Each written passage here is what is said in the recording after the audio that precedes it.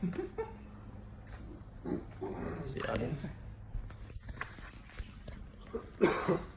According to BusinessInsider.com, more than half of the student population has to take out loans to help pay for college. Tuition is an ongoing problem in today's society. Today, I'm going to attempt to persuade you that paying college athletes will be detrimental to the competitiveness of the sport. As a student athlete and extensive researcher myself, I believe that I'm a very credible resource for you guys. There will be 4 main points that I'm going through today. That college education needs to be a priority, that once we pay college, we'll pay high school too, that salary is less effective than scholarships, and that athletes will just end up going where the money is, not where they belong. We'll start out with demonstrating how sports would become more of a priority than education. According to Dave Anderson of Listland, the sport will become more of a priority because you're getting paid for it and school is kind of a background thing. And when school is a background thing, it makes the sport more a professional sport and not amateur like it is today. Once paying athletes starts, where is it going to stop? When we pay high school, David Salvador of Teacher Toolbox says that the day that we open up the discussion to pay college athletes, the day that, then high school athletes will only be paid as well. But where will high school athletes get paid from? They don't make the revenue that colleges make. Will they come from taxes? Because I'm pretty sure most people won't like that. And it's really important for us to avoid this string of events. And why are we considering paying salaries when scholarships are clearly the better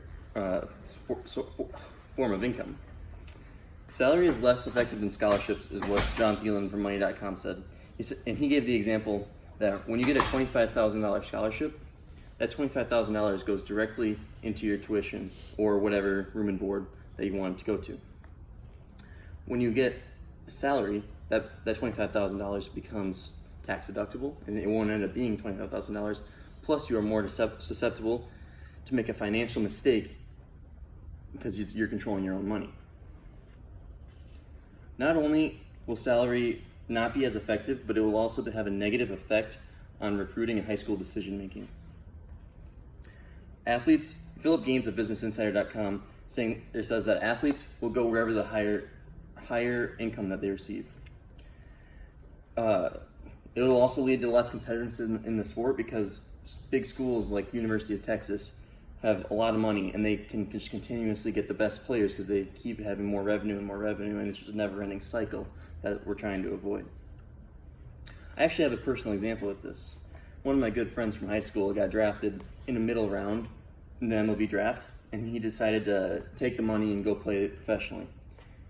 He's been sitting now for about 2 years getting little playing time here and there when he could have went to a very good college that wanted him to play, where he was getting, less money, but he would develop more as a player. So there are so many negatives that come with paying athletes that I haven't even covered yet. The ones that I have covered are that college is for education and not for the sport. And we don't want to end up paying high school athletes, and that salary is not as effective as scholarships, and that athletes are definitely just going to go where the money is, not where they necessarily belong. I hope you can now agree that paying college athletes would be detrimental to the competitiveness of whatever sport it is that they are playing.